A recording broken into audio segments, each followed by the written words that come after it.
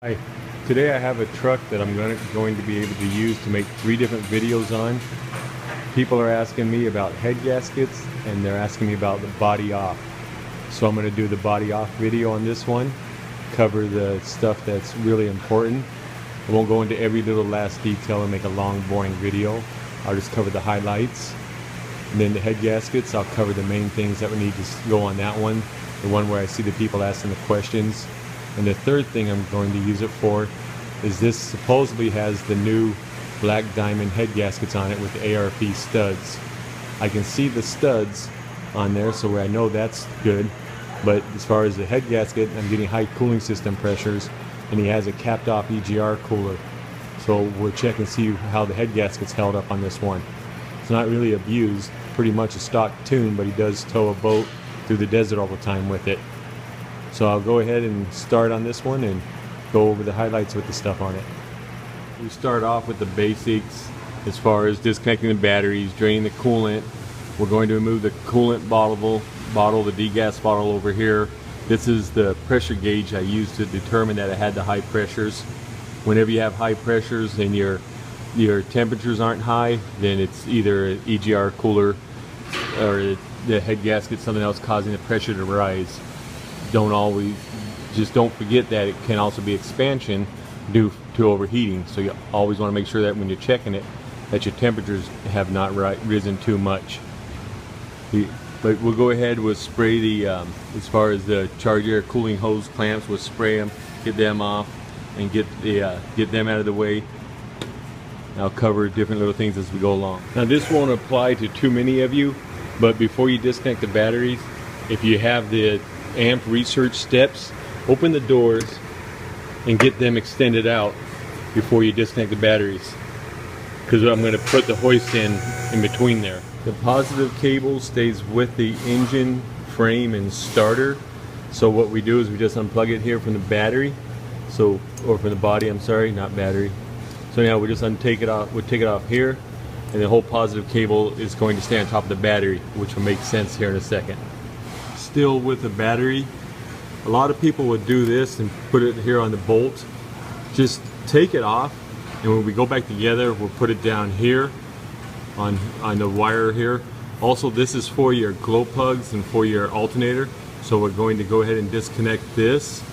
And then on the ground side, when they do this on the ground, just take it off, and I'm just going to fasten it because it stays with the body. So I'm just going to put that one on the ground here on the body. That way we don't have to keep on messing with it when you're working with the batteries. It's a whole lot better off doing it right there anyways. And then unplug your starter wire, because again that stays with the engine and frame. So we're going to unplug this and set it all on top of the engine when we lift the body off. And you have a ground strap back here right above your AC case. This goes down to your cylinder head. So make sure you undo this bolt. And usually when I do this kind of stuff, so I remember, I'll just start the bolt back in, that way I put them back in. So ground strap back here, clean up the ground and positive up here, and then pretty much on this side, if it's 4-wheel drive, you'll have the vacuum line for your 4-wheel drive and your boost sensor. So we'll get that off along with the charge air cooler hose over here. This one has the coolant filter. I'm going to go ahead and disconnect it up here by the heated control valve and take this section off here by the water outlet. Just since we're talking about the coolant filters, they are actually a very good idea on these. They help out a lot. So I would definitely consider either adding one or making sure that your filter's up to date. Take off the boost sensor hose. Normally they don't have a clamp like this on them. They just have a squeeze type clamp with pliers you can lift up. And also check it, because it's a good time if it's all hard and crispy from the years of the heat, then replace your hose now. But on this one it has a clamp, a worm type clamp, so I'm going to go ahead and take that off, unbolt it here from the case, and I just lay it to the side right here. Get it out of the way. I should have mentioned taking the vacuum hose off the heated control valve. Not all vehicles are equipped with a heated control valve. They actually help to cool the case down a little more and make your AC more efficient. But we'll go ahead and take the vacuum hose off of here. If you don't have the heated control valve on there, normally this is just stuck on this nipple right here. And what that is made for is when you turn your AC on, it'll apply vacuum here and close your heater control valve up and make it again cool off the box more, so your AC can be more efficient. And yes, you can add them even to the work trucks that did not come with them. Continuing on the passenger side, you want to remove the Freon. Normally I'll get out of these 2.5, maybe up to 3 pounds. I like to refill them, at least in our area. I'm in the desert Southwest with 2 3/4 pounds. I find that works probably about the best on them. So anyhow, we're going to draw the AC down and disconnect the AC lines, because the compressor stays with the engine down on the frame. Once you have the AC drawn down, we're going to disconnect the line up here in front of the radiator. You just take your shield off back here. Remove this shield. We're going to undo the top nut there, and the one back here for the line that goes down to the manifold hose that goes down to the compressor. The power cable that was on the positive side, battery over here on the passenger side, and put it routed up on top of the engine. Get all this out of the way. And pretty much after these AC lines are off, we're done with the passenger side here.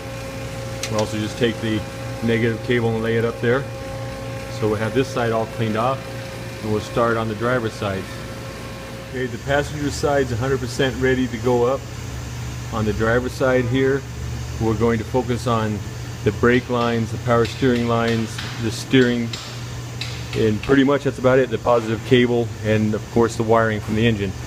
So I'll go over each piece as we do it. Start off with here the heater hose. This stays down with the engine. This is the one that actually goes through the heater.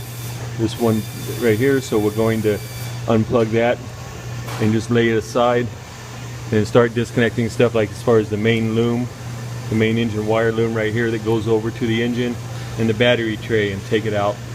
This truck, like I said, it had somebody's done the head gaskets on it before with the head studs, so a lot of things aren't right, which we'll have to straighten up after we get done. But normally this has 4 battery bolts in it. I can only see 3 right now. They normally are 13mm heads.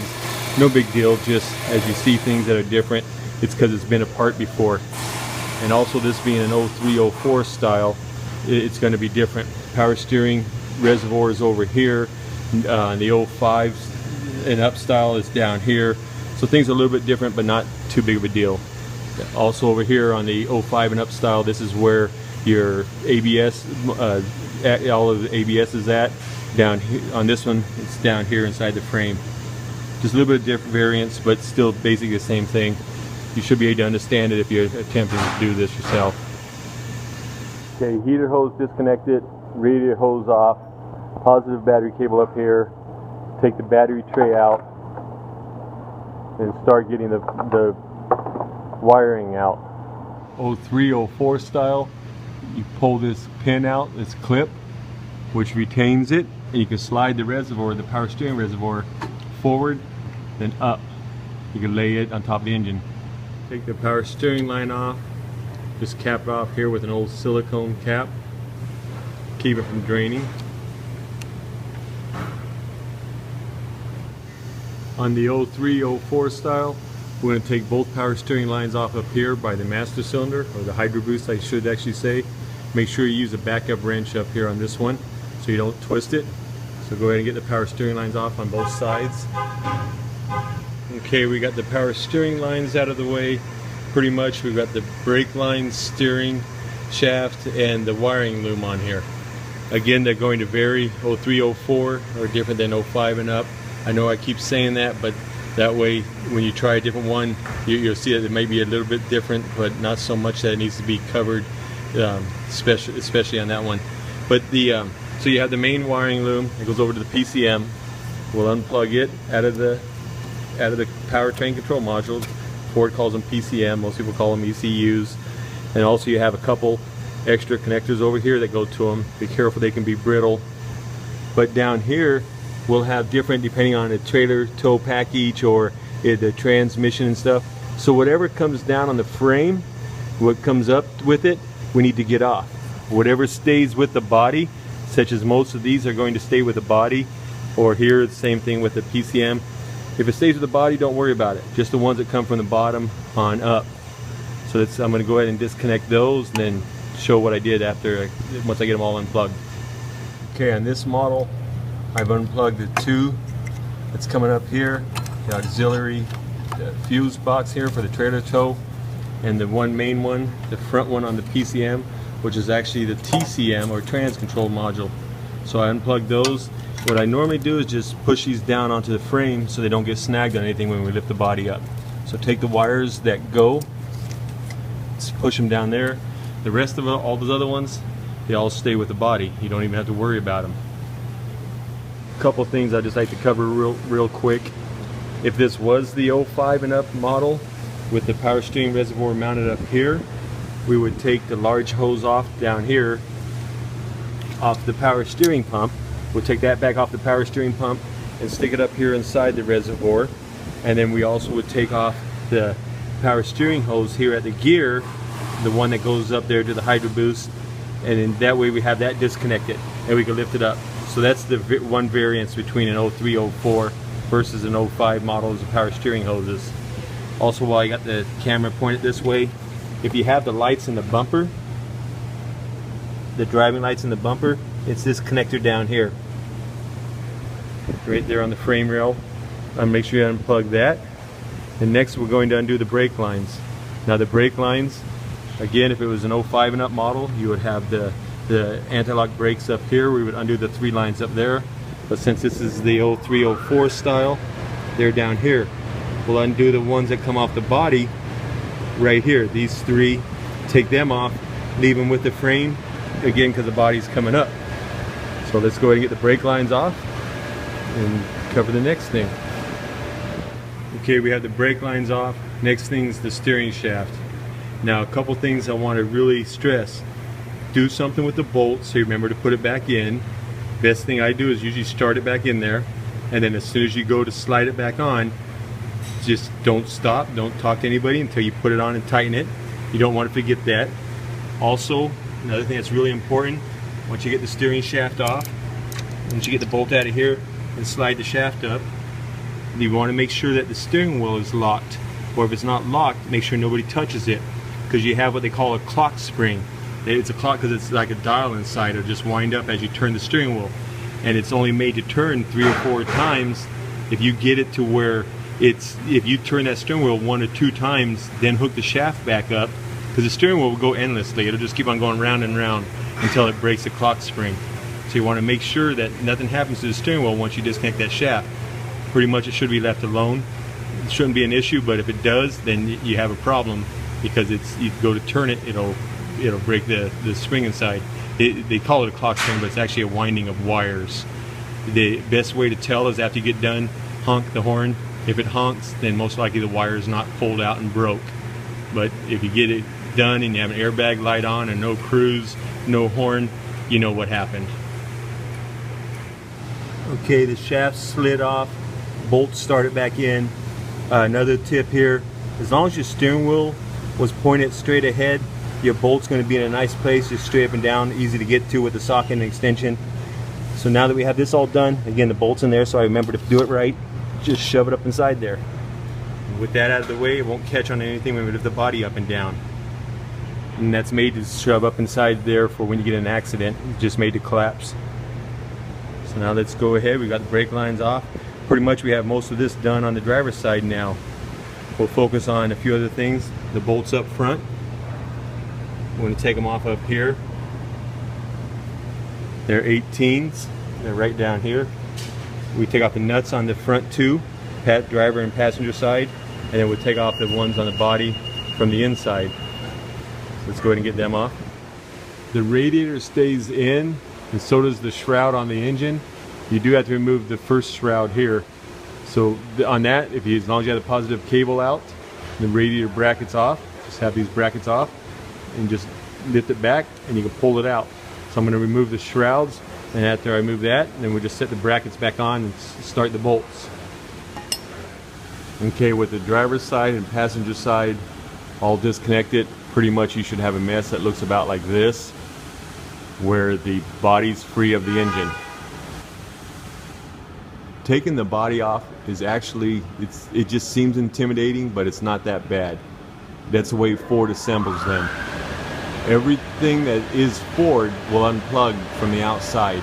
It's the add-ons that'll get to us, such as backup cameras, exhaust temp sensors, speakers, amps, anything, you know, add on the trailer stuff, PTOs, that stuff gets us.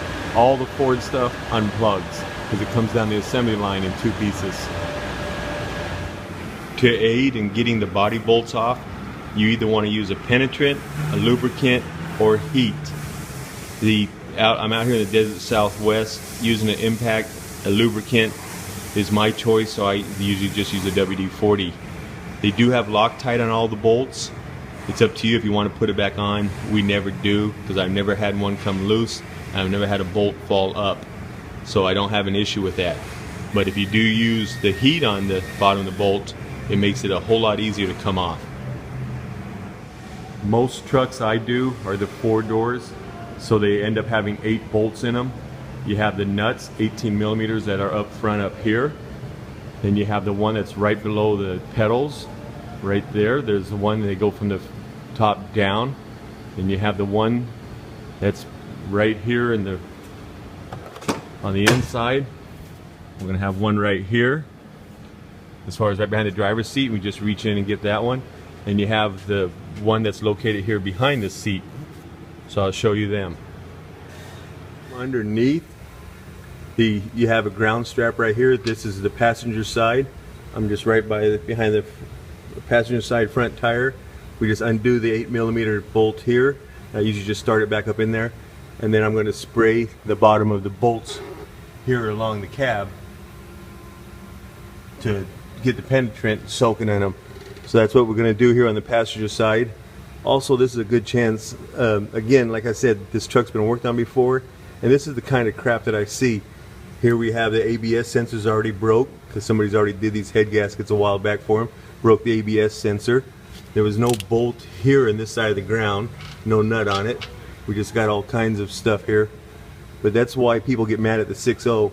It's not so much the 6.0 as it is the idiots that work on it and leave them like this. And then it just continues on for the customer to hate his vehicle because nothing's ever right. But anyhow, back here, so if it had the ABS wire that wasn't broke, you want to disconnect the ABS wire on each side. So unplug the ABS wire on each side, just push in on it and pull them down. You can leave them disconnected. Both front ones, you don't have to worry about anything about the back. So unplug the ABS each side. If you're going to heat it up, then I use the yellow MAP gas. It works the best. You just want to be careful when you're heating this up that you don't catch it on fire. Try to keep your focus, your flame right around the bolt threads so it loosens up the Loctite. Okay, now we'll disconnect the trans linkage. A couple things you want to watch out for. One, make sure your wheels are blocked so the vehicle doesn't roll. It should be in park anyways with the key out of the ignition. So hopefully the steering wheel locked or it won't turn too much, again because it's disconnected. So we have the vehicle in park, wheels blocked. We're going to unplug the transmission. This is being the automatic. So now what's nice about these, you can just actually pry these off. You're not hurting anything, just pry it off there. And depending on the type that you have or what's going on, again this one somebody took apart, there's normally a locking tab that you remove, you pull out here, you squeeze these together and you pull this out. There's the 05 and up as locking tangs or tabs. Here we just push them in and then we slide off the automatic transmission cable. If you have a manual, you have to remove the shifter. And also on the transfer case, usually if you have a manual, you have locking hubs that are lever activated. You have to remove the 2 bolts on that. They'll be back here. There'll just be 2 10 millimeter head bolts. Just pull them off so the transfer case lever is gone. But automatics, usually you have automatic hubs and it's electronic. You don't worry about any of that. You just have to undo the shift cable here on 90% of them. Just take it, slide it out, let it hang down here like this. It's fine, it's out of the way. Even coming back down, it's out of the way most of the time. If you didn't heat it, then now let's spray the bolts, spray the threads. Do this last so you're not hanging out underneath them. Go around and hit all of them. To disconnect the emergency brake, remember it cannot be applied. When the pedal's up, the cable comes out pretty easily. It'll come out of the body because it's made to release that way when the pedal's all the way up. I can't film this because I would need to have two hands on it, one to pull and one to release it. But this, by far, this is a rare type. You won't see this too often. A lot of them, they have little tangs that retain these inside of there. If you take them, either grind the tang off on the inside or bend them back. There's three types. There's this one. There's the other one that has a nipple in it, an indentation that's pushed in it from the back side that locks these in. Again, you can either take a punch and push it out, or you can grind it off, and then that allows a cable to slide out. Or you have another one that has like a levers that'll come down and hold it so these can't slide out, and those you can just push back. But you need to disconnect the cable here. I'm going to use two hands and do it, and we'll slide it out right here. This is the most common emergency brake couple you'll see. You can either use a punch and get these dimples back, or you can take a grinder and grind them, and once you release these dimples, then you can slide this off. So I'm going to go ahead and grind this one out a little bit.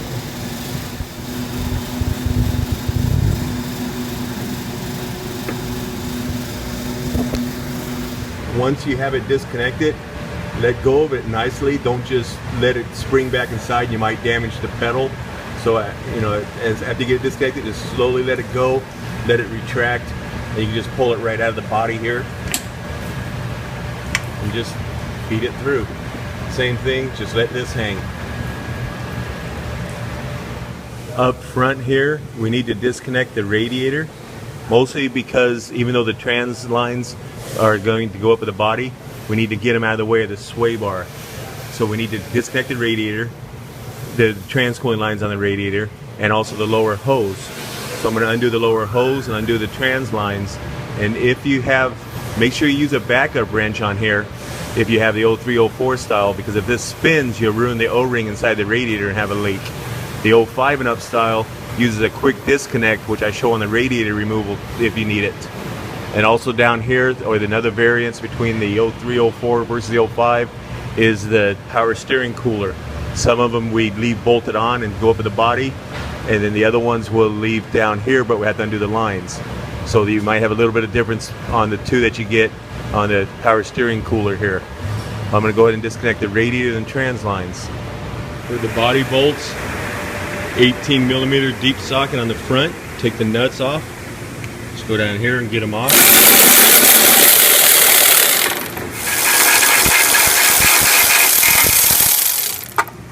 Now I'll just leave the nut and washer down there inside. Just take it off and lay it there in the same tray. For the inside bolts, the two up front, you don't have to remove any of the shield or anything. Just reach in, pull your carpet back. Just take these caps, these plugs, just push in the bottom of them or the top or whatever, rotate them out, and it bolts right there. You will have 13/16 on one side and 15/16 on the other, or you may want to just call them 21 and 24mm, but it is normal to have the driver's and passenger side two different sizes.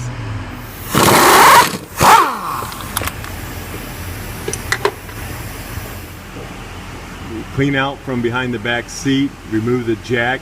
We have to remove this tray, undo the 3 bolts that hold the tray down. Just twist it, and bring it out. Lift the carpet back to expose the heads. Then you can get to both sides right here. Remove the plate here so you can get underneath the carpet.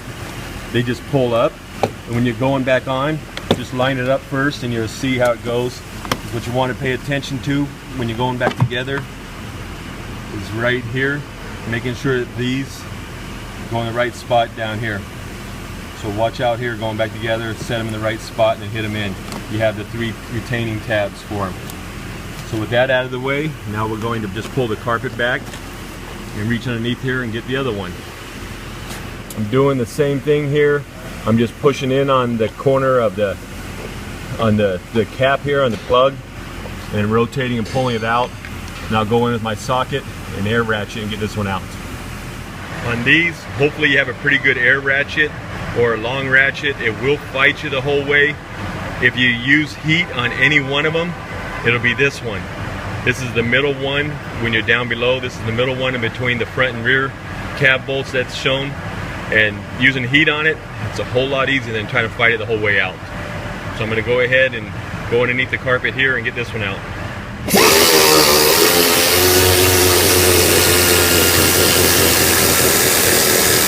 Pretty much with the bolts out, we're about ready to set the hoist and lift the cab. They're really not too bad once you get used to them. A couple little bit of advice I can give you here: if you have a regular two-door cab, when you set the hoist, you must strap the back of it. It will tip forward and fall down, so make sure you tie it down to the hoist. I also take the batteries and I put them behind the seat. I do anything I can to try to get some weight in the back of that cab to make up for the nose section that's extended past the hoist. So regular cabs, you have to do something behind it. Definitely you want to strap it, not bungee cords. Bungee cords can still break, and you don't want a cab on the ground and have to explain that to the customer. So make sure you do that. These four doors, never have an issue with them. The regular ones, if you have a cab like this, the one that's over there, just the extra cabs, they're usually okay. Also on those, they have one less bolt. They don't have the bolt that's in the middle behind the driver and passenger front seat. They just have the two that's in the rear and the two that's underneath where your feet go, and the two up front. So they got a couple less bolts. So let's go ahead and set the hoist on these and lift this cab up. Okay, I have the hoist set here. The idea way to set it up is on the pinch weld. That's where it's strong, and also where it's flat. You don't want to be doing it up here to where it starts to go up, because the body would want to slide on you. So get it back here to where it's flat, where you're going to pick it up level. And also, depending on the type of running boards you have, you may be able to set it up without having to remove them. But also remember, on running boards, they're made to hold with the weight going down like this. They aren't made, when you lift up on the body, it's going backwards, so you can break them or bend them. So they aren't made to support that kind of weight. So be careful on how you lift them. Take a couple extra minutes, get these running boards off if you need to, and do it properly. Otherwise, you're going to be buying a set of running boards or explaining why they're all bent up. Another precaution I want to say is on your hoist, this one seems to fit pretty good, but sometimes, especially like on that back arm, what I'm talking about here is where it's tapered, or on the back arm that's longer.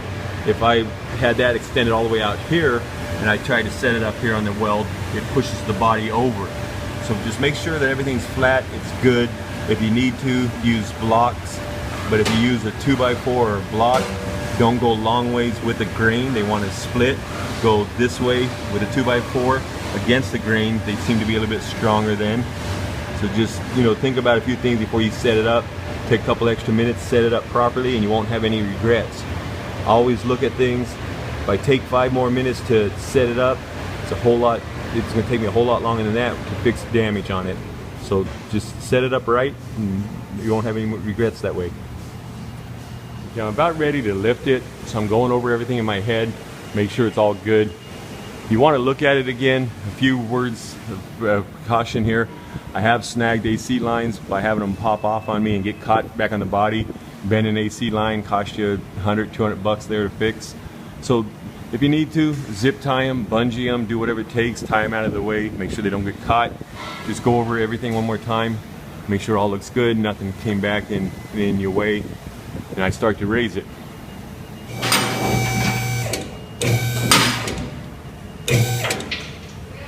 Usually I'll just raise it a little bit and walk around and check it again. I'll walk around one 3 or 4 times. Sometimes the guys laugh at me, think I'm goofy, but I'm the one that has to repair it when it breaks. Look like everything's clearing up here. Check underneath it, make sure there's nothing hidden. Again, because you don't know if it had gauges on it or PTO. Well, you know if it had a PTO, but you won't know if it had any add-on stuff that you want to check now. It's a good time to catch it right now. Here's a perfect reason why no matter what, you walk around and check it a couple times. Even though I mentioned it, I forgot on the 0304 models, you do have to disconnect the wiring to the transfer case. The 05 and up, you don't have to disconnect these. So I need to unplug that, because that goes up with the body. Transfer case stays down with the frame. Also, this one has a temperature sensor for the exhaust up here, and I need to unscrew that. He doesn't have the gauges any longer, but yet the sensor and the wiring is still in there, so I need to unscrew that before I lift it anymore. Okay, now with the transfer case unplugged and the exhaust temp sensor undone, we'll go ahead and keep raising this. Another good time to stop. I'm getting a gap here. Let's just check it one more time. Now we can start to see things. These wires right here for the aftermarket running boards, they're okay as long as they don't get snagged on anything.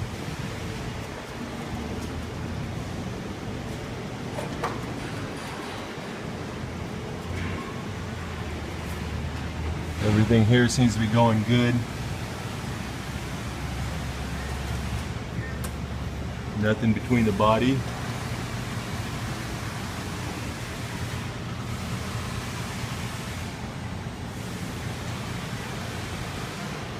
Check it from above and keep going.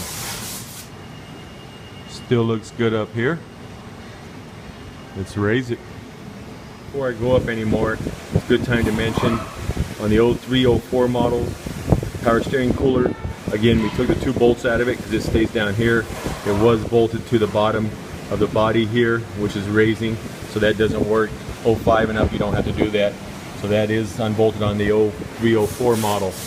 And if this truck wasn't done before, normally you would have a tab for this rubber shield. That would be right here where we would take out the push pin, but it's already been destroyed from the previous body lift.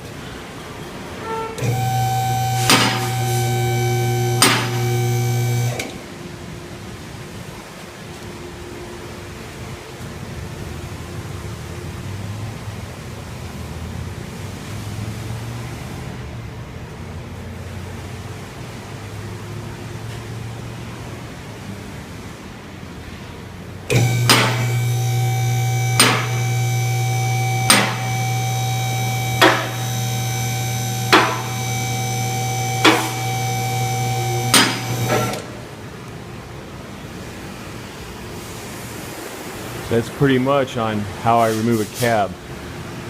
Now the only thing I want to say going back in, is I won't show the install, there's no need to do that.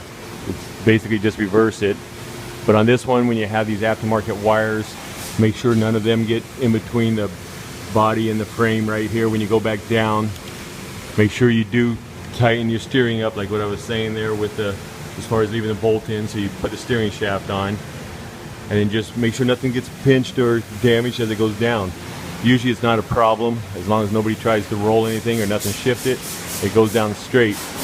If not, what I do once I go down with them, I'll come back, I'll look at my gap, I'll just look down the bed up against the cab here when it's there. If I need to, I'll shift it left or right, whatever it takes to align it. They're never perfect. Don't look for perfection. You might even want to do that before you take it apart. You can see that most of them will stick out one side or the other, so that way you know which way it was. But just try to line it back up, separate it, make it look the best that you can, and look at your front end gap, your bumper gap. If it wasn't bent, I also should have said check that before you take it off, because that's one of the things I like to do, is make sure my bumper gap is either the same that it was from being in a wreck before, or I center it the best that I can when I'm done. So hopefully this helps you out, showing how to take the cabs on and off on these things. If I help you out, please like and subscribe. Thank you.